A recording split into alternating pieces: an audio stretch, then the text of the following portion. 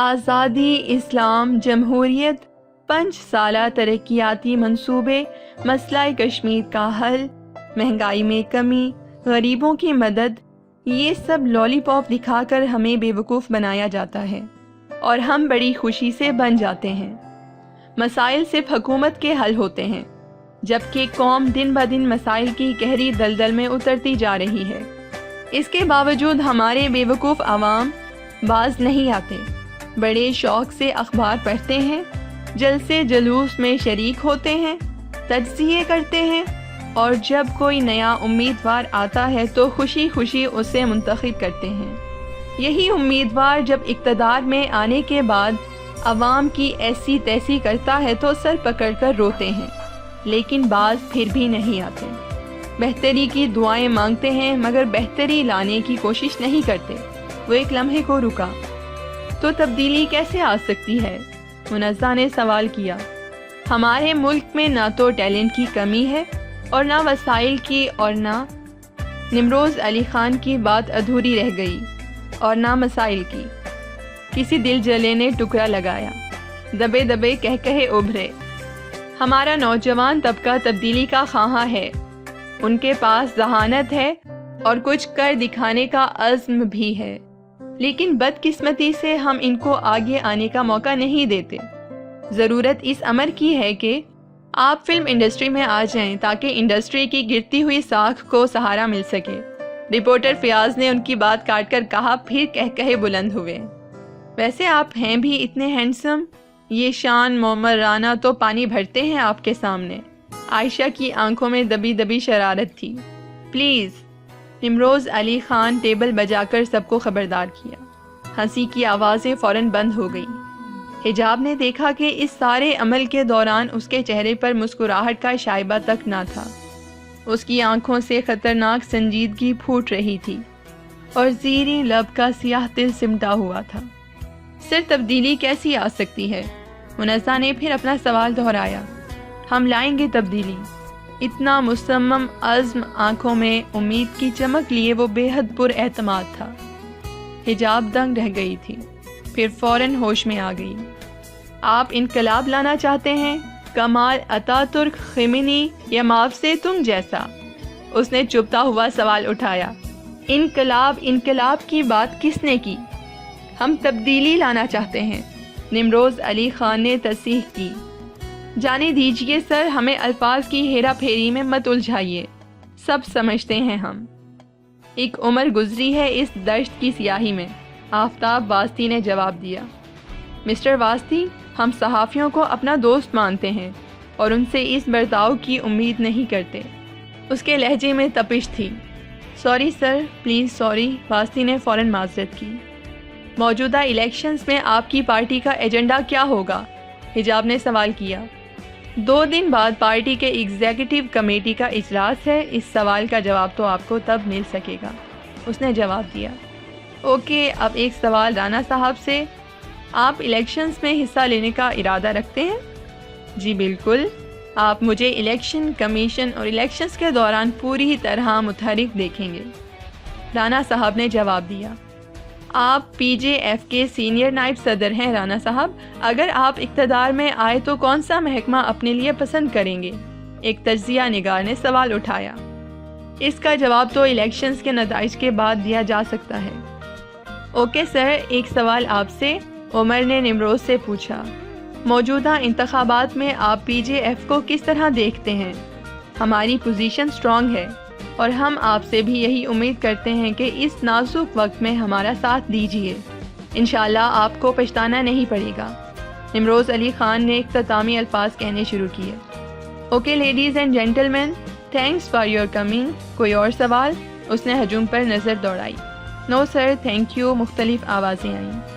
اس کے ساتھ ہی کانفرنس کے اختتام کا اعلان کر دیا گیا۔ ہجوم منتشر ہونے لگا۔ حجاب نے دیکھا عمر نمروز علی خان کو گھیرے کھڑا تھا۔ وہ تیزی سے اس طرف بڑھی۔ سر، آپ تبدیلی لانے کی بات تو کرتے ہیں، مگر ہوتا یہ ہے کہ جیسے ہی کوئی انقلابی دعوے کرنے والا امیدوار منتخب ہو کر برسر اقتدار آتا ہے، دعوے، وعدے اور نعرے صرف زبانی کلامی رہ جاتے ہیں۔ آپ کو لگتا ہے آپ اکیلے تبدیلی لا سکتے ہیں، اس سسٹم کو بدل سکتے ہیں جو گزشتہ آدھی دہائی سے اس ملک میں رائج ہے؟ عمر فل فارم میں تھا۔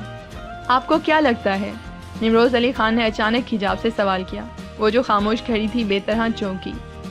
میں عمر سے 100% متفق ہوں، بالکل ایسا ہی ہوتا ہے۔ ہم خود ان چوروں، لٹیروں اور ڈاکوؤں کو ووٹ دے کر منتخب کرتے ہیں اور جیسا کہ آپ نے کہا کہ پھر سر پکڑ کر روتے ہیں جب وہ قوم و ملک کی ایسی تیسی کر دیں۔ حجاب کا تیکھا لہجہ نمروز نے بامشکل خود پر قابو پایا۔ یہ براہ راست حملہ تھا اس کی ذات پر۔ آپ کو لگتا ہے میں بھی ایسا ہی کروں گا؟ اس نے دھیمے لہجے میں کہا۔ سر، اصل میں جو دعوے آپ کر رہے ہیں وہ ہر کوئی کر سکتا ہے، بلکہ کرتا ہے، لیکن بعد میں عمر نے کہنا شروع کیا، مگر نمروز نے اس کی بات قطع کر دی۔ بعد کی بات چھوڑیے، بعد کو بعد میں دیکھا جائے گا۔ اور اگر آپ کوئی تبدیلی نہ لا سکے تو کیا کریں گے؟ چھوڑ دیں گے سب؟ نہیں، بلکہ آپ بھی باقی لوگوں کی طرح دعووں اور وعدوں کو زبانی کلامی سمجھیں گے۔ حجاب نے وار کیا۔ میں آپ سے ایک وعدہ کرتا ہوں حجاب تاثیر، اگر میں اس سسٹم میں تبدیلی نہ لا سکا تو ریزائن کر دوں گا۔ دھیمی مسکراہٹ سے اس کی زینی لب کا سیاہ تل جگمگا اٹھا تھا۔ حجاب دنگ رہ گئی۔ حکومت ایک پرفریب، خوبصورت اور دلکش محل کا نام ہے جس تک جانے کا راستہ پرپیچ، دشوار گزار اور رکاوٹوں سے بھرا ہوا ہے، لیکن جب کوئی ان تمام مشکلات کو پار کر کے اس محل میں داخل ہو جاتا ہے تو پھر واپسی کے سارے راستے بند ہو جاتے ہیں۔ حجاب کا کچھ جتاتا لہجہ وہ ایک بار پھر حیران رہ گیا۔ یہ لڑکی قدم قدم پر اسے شوق لگا رہی تھی۔ واپسی کے لیے راستہ ہمیشہ کھلا ہوتا ہے مس تاثیر، بات صرف کچھ کر گزرنے کی ہے۔ جب وہ بولا تو اس کے لہجے میں تپش تھی۔ وہ طنزیہ مسکرائی، یوں جیسے کہہ رہی ہو، ہم دیکھیں گے، لازم ہے کہ ہم بھی دیکھیں گے، وہ دن کے جس کا وعدہ ہے ہم دیکھیں گے۔ اس نے مارچ پاسٹ کرتے ہوئے کوئی 21ویں بار گھڑی پر نظر دوڑائی اور پھر کچن میں مصروف صفیہ بیگم سے مخاطب ہوئی۔ بڑی امی دیکھ لیں آپ، 9 بج رہے ہیں اور عمر ابھی تک نہیں اٹھا۔ اب اسے میں جگاتی ہوں، دیکھنا کیسے نیند ختم ہوتی ہے اس کی۔ اس نے گلاس پانی کا بھرا اور سیڑھیاں چڑھ گئی۔ عمر کا کمرہ دوسرے پورشن میں تھا۔ دھار سے دروازہ کھول کر وہ اندر داخل ہوئی تو اسے بے سدھ پڑے دیکھ کر غصہ سوا نیزے پر تھا۔ عمر، اگر تم 5 منٹ میں نہیں اٹھے نا تو میں یہ پانی کا گلاس تمہارے منہ پر انڈیل دوں گی، وہ دانت پیس کر بولی۔ انڈیل دو، وہ پھرتی سے چہرہ مکمل کمبل میں چھپا گیا۔ اف، اس نے گلاس ٹیبل پر پٹکا اور اس کے سرہانے بیٹھ گئی۔ پلیز اچھے بھائی اٹھ جاؤ، پلیز، میری ایکسٹرا کلاس کا ارینج ہے، مجھے لازمی اٹینڈ کرنا ہے۔ اب کی بار وہ منت بھرے لہجے میں بولی۔ ناشتہ کر لیا تم نے؟ عمر نے چہرہ باہر نکال کر پوچھا۔ ہاں، وہ فوراً بولی۔ اوکے چلو پھر۔ وہ فوراً اٹھ کر بیٹھ گیا، سائڈ ٹیبل سے بائک کی چابیاں اٹھا کر بولا۔ دونوں آگے پیچھے چلتے ہوئے نیچے آ گئے۔ وہ بائک سٹارٹ کر رہا تھا۔ حجاب کو ڈھیلے ڈھالے ٹراؤزر شرٹ میں بے حد پیارا لگا۔ آخر اکلوتا بھائی تھا، پیارا کیوں نہ لگتا۔ کچھ دیر بعد وہ بائک پر سوار یونیورسٹی اڑے جا رہے تھے، لیکن صرف 5 منٹ کا راستہ رہ گیا تھا جب وہ ٹریفک جام میں پھنس گئے۔ کسی وزیر کی گاڑی گزرنی تھی، ہائی سیکیورٹی الرٹ تھا۔ درمیان میں وزیر صاحب کی گاڑی، آگے پیچھے سیکیورٹی کی گاڑیاں اور ارد گرد موٹر سائیکل سواروں کا دستہ۔ سرکاری پروٹوکول کی گاڑیاں چونکہ ہائی سپیڈ پر چلتی ہیں، اس لیے 3 منٹ بعد ہی انہیں جانے کی اجازت مل گئی۔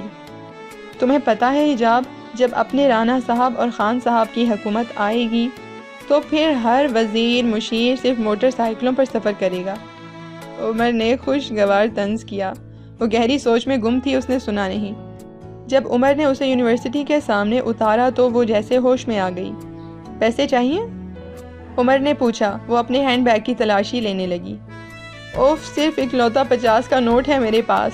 شکر ہے تم نے پوچھ لیا، ورنہ میں تو بھولی ہوئی تھی۔ وہ سر پر ہاتھ مار کر بولی۔ یہ لو، اس نے نوٹ اسے والیٹ سے نکال کر تھمایا۔ چلے گا؟ چلا لوں گی، وہ مسکرائی۔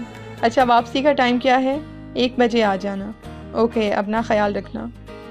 وہ یونیورسٹی میں داخل ہو گئی۔ قدموں سے جیسے پہیے لگے تھے، لیکن دیر تو ہو چکی تھی۔ جیسے ہی وہ کلاس کے نزدیک پہنچی، سر باجوہ کلاس میں آ چکے تھے۔ اس کا چہرہ مظلومیت کا عنوان بن گیا۔ کیونکہ باوجود اس کے کہ وہ سر باجوہ کی موسٹ فیورٹ اسٹوڈنٹ تھی، وہ تاخیر برداشت نہیں کرتے تھے۔ اس نے قدرے بے چارگی سے ریسٹ واچ پر نظر دوڑائی۔ 3 منٹ گزر چکے تھے۔ قدرے ڈرتے ڈرتے اس نے اندر آنے کی اجازت مانگی۔ انہوں نے کڑی نظروں سے اسے دیکھا۔ سر پلیز، میں ٹریفک جام میں پھنس گئی تھی۔ اس نے منت کی۔ نو ایکسکیوزز، انہوں نے درست لہجے میں ڈانٹا۔ سر حجاب ٹھیک کہہ رہی ہے، کسی منسٹر کی گاڑی گزرنی تھی اور آپ کو پتہ ہے ہمارے ملک میں ایسی صورتحال میں کیا کیا جاتا ہے۔ ہنگامی حالت نافذ ہو جاتی ہے، خواہ کوئی ایمبولینس ہے یا کوئی زخمی مر رہا ہے، پولیس والے کسی کی نہیں سنتے۔ ہم تو پھر اسٹوڈنٹ ہیں۔ یہ اس کی کلاس فیلو سمین اکرام تھی، وہ بھی اس کی طرح لیٹ آئی تھی۔ اوکے، آپ آ جائیں، but be careful next time, انہوں نے اجازت دی۔ دونوں شکر ادا کرتے ہوئے اپنی سیٹوں پر بیٹھ گئیں۔ گرلز اینڈ بوائز، آج کا ہمارا ٹاپک ہے یلو جرنلزم، یعنی زرد صحافت۔ کیا مراد لیتے ہیں آپ اس سے؟ چند ہاتھ کھڑے ہوئے۔ انہوں نے انیس کو اشارہ کیا۔ زرد صحافت کی آسان ترین تعریف میرے نزدیک یہ ہے کہ اخبار کی سرکولیشن بڑھانے کے لیے کسی بھی خبر کی تصدیق کیے بغیر اس کے حقائق سے بے خبر رہتے ہوئے رائے کا پہاڑ بنا دیا جائے۔ اچھی کوشش ہے، کوئی اور؟ یس۔ فائزہ، آپ بتائیں۔ سر، ہمارے ملک کے بیشتر اخبارات زرد صحافت کی طرف گامزن ہیں۔ سنسنی خیزی کے لیے وہ گھٹیا سٹوریز اور خبروں کو بلا تحقیق شائع کرتے ہیں۔ صحافی چونکہ بکاؤ ہی سمجھے جاتے ہیں، اس لیے وہ آسانی سے یہ کام کر لیتے ہیں۔ آپ انہیں کوئی بھی ہیڈ لائن دے دیجئے، خبر تفصیل، مقامات، واقعات، ملزم اور مظلوم سب خود ہی تیار کر لیں گے۔ یہاں تک کہ جس پر واقعہ گزرا ہو، ان کی بنائی گئی تفصیل سن کر وہ بیچارہ بھی اپنے آپ کو دنیا کا سب سے بڑا مظلوم سمجھنے لگے گا۔ فائزہ نے استہزائیہ نظروں سے حجاب کو دیکھ کر تنقید کی۔ یہ تو سیدھی صحافیوں پر تنقید ہے سر، خرم نے احتجاج کیا۔ بالکل بالکل، یہ ڈائریکٹ اٹیک ہے سر۔ عاشر، جو کہ خود بھی صحافی تھا، نے فوراً کہا۔ میں کچھ کہنا چاہتی ہوں سر، حجاب نے ہاتھ کھڑا کر کے کہا۔ یس، انہوں نے کچھ تجسس اور دلچسپی سے کہا۔ سر، اخبارات پر یہ الزام کہ صرف وہ زرد صحافت کی طرف گامزن ہے، سراسر غلط ہے۔ اس دور میں نیوز چینلز بھی پیچھے نہیں ہیں۔ ہم سب دیکھتے ہیں کہ یہ نیوز چینلز ہر روز کوئی نہ کوئی غلط خبر نشر کرتے ہیں کہ جناب فلاں جگہ خودکش حملہ۔ نقصد تیار نیوز کاسٹرز مسکرا کر بتاتی ہیں کہ اتنے مر گئے اور مزید کی امید ہے۔ وہ غصے اور جوش کی ملی جلی کیفیت سے بولتی گئی۔ دبے دبے کہے ابھرے۔ بہت اچھا حجاب، انہوں نے توصیف کی۔ تو کلاس، حجاب کی رائے یہ ہے کہ سنسنی خیز صحافت میں نیوز چینلز آگے ہیں، انہوں نے کہا۔ جی نہیں سر، میری رائے یہ ہے کہ صرف اخبارات ہی پر الزام لگانا درست نہیں، اس میں نیوز چینلز بھی برابر کے شریک ہیں، حجاب نے تیکھے لہجے میں کہا اور فوراً بیٹھ گئی۔ میں آپ کی رائے سے اتفاق کرتا ہوں، سر باجوہ نے مسکرا کر کہا اور اس کے ساتھ ہی لیکچر کا آغاز کر دیا۔ حجاب نے جرنل کھولا اور پھرتی سے اہم نکات نوٹ کرنے لگی۔ کچھ دیر بعد ہی اس کے ہینڈ بیگ میں تھر تھراہٹ ہونے لگی۔ یقیناً اس کا موبائل وائبریٹ کر رہا تھا۔ اس نے دائیں ہاتھ سے لکھتے لکھتے بایاں ہاتھ بیگ میں ڈالا اور موبائل نکال لیا۔ کوئی اجنبی نمبر تھا۔ اس نے موبائل واپس بیگ میں ڈال دیا۔ 25 منٹ کے لیکچر کے دوران مسلسل وقفے سے تھر تھراہٹ ہوتی رہی۔ یقیناً کال کرنے والا نہایت ہی مستقل مزاج تھا۔ جیسے ہی کلاس ختم ہوئی اس نے کال اٹینڈ کی۔ السلام علیکم، حجاب نے کہا۔ یہ اس کی عادت تھی، فون اٹھاتے پہلا فقرہ سلامتی کا ہی ہوتا تھا۔ وعلیکم السلام، بھاری، گھمبیر، پرتاثر آواز۔ حجاب کے لائبریری کی طرف جاتے قدم رک گئے۔ اس نے آواز پہچاننے کی کوشش کی مگر ناکام ہو گئی۔ اسے یاد نہ آ سکا۔ بہت انتظار کرایا آپ نے، حالانکہ اس وقت آپ کی کوئی کلاس بھی نہیں ہوتی۔ شکوہ کناں لہجہ وہ بری طرح الجھی۔ میری ایکسٹرا کلاس تھی، ویسے کون بات کر رہا ہے؟ آئی ایم سوری، میں نے پہچانا نہیں، اس نے محتاط لہجے میں کہا۔ نمروز علی خان، تعارف کرایا گیا۔ وہ ٹھٹک کر رک گئی۔ ویسے میں آپ سے یہ نہیں پوچھوں گی کہ آپ کو میرا نمبر کہاں سے ملا، کیونکہ مجھے آپ کے ریسورسز کا اندازہ ہے، لیکن پھر بھی مجھے حیرت ہے کیونکہ میرا یہ نمبر چند خاص لوگوں کے علاوہ کسی کے پاس نہیں۔ خیر، وہ ریلنگ سے کمر ٹکا کر وسیع و عریض سرسبز اور خوش نما لان کو دیکھنے لگی۔ کیا کرتی ہیں آپ؟ یونیورسٹی کوئی کیا کرنے آتا ہے؟ آف کورس پڑھنے آتی ہوں، اس نے طنز کیا۔ کیا پڑھتی ہیں؟ اگلا سوال ہوا۔ اس نے کچھ حیرانی سے فون کو گھورا۔ جب آپ کو یہ پتہ ہے کہ اس وقت میری کلاس نہیں ہوتی تو یہ بھی پتہ ہوگا کہ میں کیا پڑھ رہی ہوں، حجاب نے چبا چبا کر کہا۔ اور اگر کوئی آپ سے جاننا چاہے تو؟ اسی روانی سے کہا گیا اور حجاب کو لگا یقیناً وہ مسکرایا بھی ہے۔ اس کا خون کھول اٹھا۔ پلیز ڈونٹ مائنڈ، اس وقت میری کلاس ہے، اس نے قدرے رکھائی سے کہا۔ ارادہ فون بند کرنے کا تھا۔ اوکے، اگرچہ میں یہ بھی جانتا ہوں کہ اس وقت بھی آپ کی کوئی کلاس نہیں ہے، اس نے مسکرا کر کہا اور فون بند کر دیا۔ حجاب یک ٹک فون کو گھورنے لگی۔ یہ کیا چاہتا ہے مجھ سے؟ یہ بے مقصد فضول باتیں کیوں؟ کیا دلچسپی ہو سکتی ہے اسے؟ نمبر چینج کر لینا چاہیے۔ مختلف سوالات ذہن میں ادھم مچانے لگے، مگر حل سوچ کر وہ بتدریج پرسکون ہو گئی۔ دھیرے دھیرے قدم اٹھاتے وہ لائبریری چل دی۔ وسیع و عریض شاہانہ طرز سے سجے بیڈ روم میں نمروز علی خان اس وقت راکنگ چیئر پر جھول رہا تھا۔ سامنے موجود کمپیوٹر پر رات کی پارٹی اور پریس کانفرنس کی مووی چل رہی تھی، مگر منظر سٹل تھا۔ سکرین پر مسکراتا ہوا ایک چہرہ تھا، جھکی ہوئی نظریں، ٹھوڑی پر پڑتا گڑھا سفید سکارف کے حالے میں جگمگا رہا تھا۔ لائٹ پنک کلر کے سوٹ میں سکارف سر پر لپیٹے اور پنک دوپٹہ سینے پر پھیلائے وہ حجاب تاثیر تھی۔ حجاب تاثیر جو بہت عام سی ہونے کے باوجود بھی بہت خاص تھی۔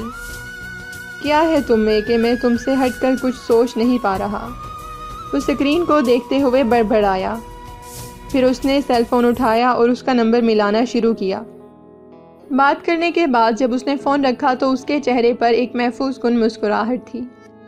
کوئی ایک شخص تو یوں ملے کہ سکون ملے، کوئی ایک لفظ تو ایسا ہو جو قرار ہو، کہیں ایسی رت بھی ملے ہمیں جو بہار ہو، کبھی ایسا وقت بھی آئے کہ ہمیں پیار ہو۔ وہ دھیمے لہجے میں گنگنا رہا تھا، شاعری سے اسے عشق تھا۔ اپنی زندگی کی 34 بہاریں دیکھ لینے کے بعد اب اس کا دل کہیں رکنے کو چاہا تھا۔ ایسا نہیں تھا کہ اس نے حسن نہیں دیکھا تھا، اس نے دنیا کی تقریباً ہر نسل کی لڑکی دیکھی تھی۔ اسے سیر و سیاحت کا شوق تھا اور وہ آدھی دنیا گھوم چکا تھا۔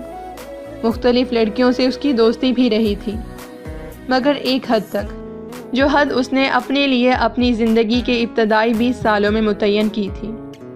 کبھی بھی اسے پھلانگنے کی کوشش نہیں کی کہ اس کے دامن پر کوئی دھبا نہیں تھا۔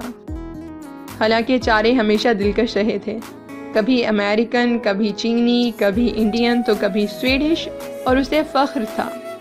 ایسا نہیں تھا کہ وہ کرخ، سرد مزاج یا بڑا پارسا تھا، مگر بس وہ خاص تاثر، احساس اور خوشی کی جو انتہا پانا چاہتا تھا وہ اسے کسی میں نہ ملی۔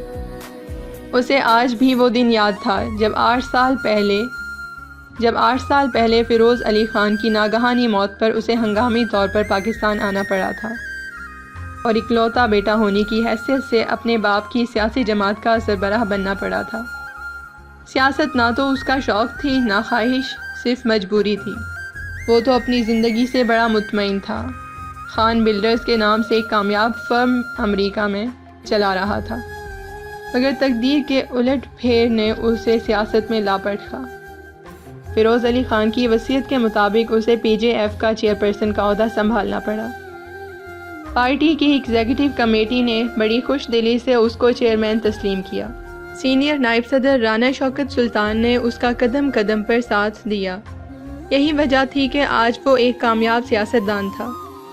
لوگ اسے پہچانتے تھے، اسے اپنی پرسنالٹی کا بخوبی اندازہ تھا، اور اس نے حجاب کی آنکھوں سے امڑتی خفیف سی پسندیدگی کی چمک فوراً محسوس کر لی تھی۔ اسے دیکھ کر نمروز علی خان کو لگا تھا کہ اس کا تراشا ہوا خالی پیکر اس کے خیالوں سے نکل کر زندہ وجود میں ڈھل گیا ہو۔ کتنی فطری سی معصومیت ہے اس کے چہرے پر، حالانکہ باتیں بہت تیکھی کرتی تھی۔ وہ مسکراتے ہوئے سوچ رہا تھا۔ زیریں لب کا سیاہ تل بہت عرصے بعد یوں جگمگا رہا تھا۔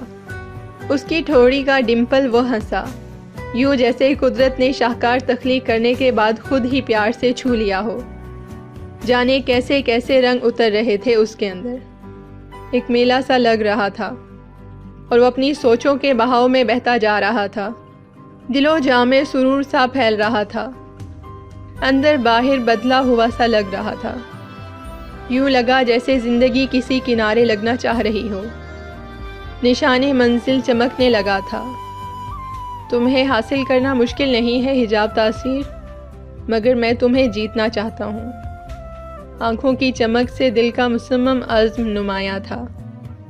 میں بھی مانتا نہیں مگر یہی سچ ہے، تیرے واسطے میں عمریں گزار سکتا ہوں۔ یہی نہیں کہ تجھے جیتنے کی خواہش ہے، میں تیرے واسطے خود کو بھی ہار سکتا ہوں۔ وہ یونیورسٹی سے تھکی ہاری لوٹی تھی، کھانا کھا کر جو سونے لیٹی تو اٹھنے کا نام ہی نہ لے رہی تھی۔ اس کی نیند ایسی ہی گہری تھی، چاہے اس کے پاس بیٹھ کر بینڈ بجاتے رہو۔ صاحب نے 2-3 بار جھانک کر دیکھا، مگر جب اس کے اٹھنے کے آثار نہیں دیکھے تو شرارت سوجی۔ فوراً گلاس پانی سے بھرا اور دبے پاؤں حجاب کے کمرے کی طرف بڑھی۔ ابھی دروازے تک ہی تھی جب آمنہ بیگم کی آواز پر ٹھٹک گئی۔ حجاب کے لیے پانی لے کر جا رہی ہو؟ اٹھ گئی وہ؟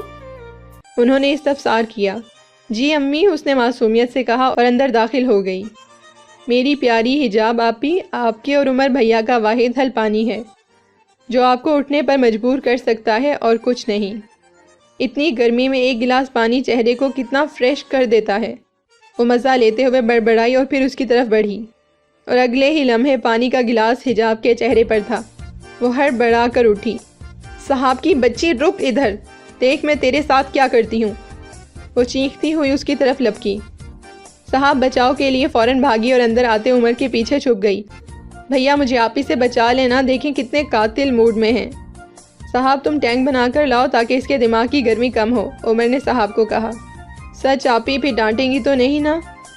صاحب نے عمر کی پشت سے منہ نکال کر پوچھا۔ نہیں، وہ ہنس دی۔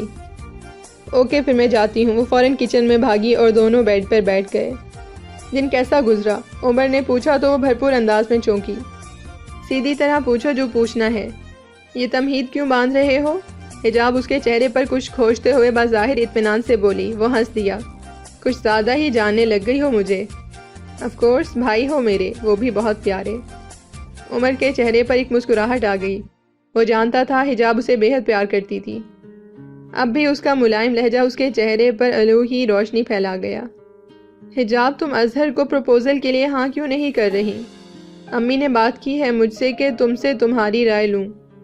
اب تم مجھے بتاؤ کیا خرابی ہے اس پروپوزل میں؟ وہ سنجیدہ سا پوچھ رہا تھا۔ وہ بے بس سی ہو کر ہونٹ کاٹنے لگی۔ عمر پلیز، مجھے نہیں کرنی شادی۔ وہ کچھ جھلا گئی۔ تو صاف لفظوں میں بات کرو، کیا چاہتی ہو؟